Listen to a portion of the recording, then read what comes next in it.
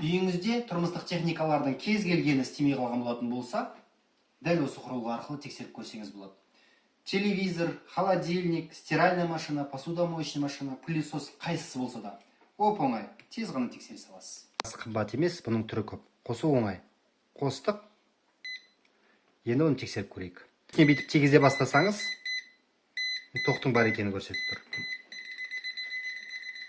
Енді келесі жағын сөзсіз ауыстыру керек болады. Мына вилканы сөзсіз ауыстыру керек болады. Келесі жағына былай қаратып қосу керек болады. Және тағы да бір тексеру керек.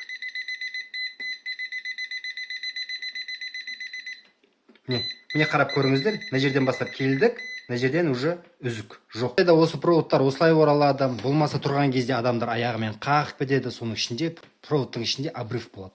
Содан осы техникаларыңызды сізді істемей тұрады. Демек, сіз бұны жөндейсіз, болмаса проводын ауыстырасыз. Жалпы техниканың өзі істеп тұр деген сөз.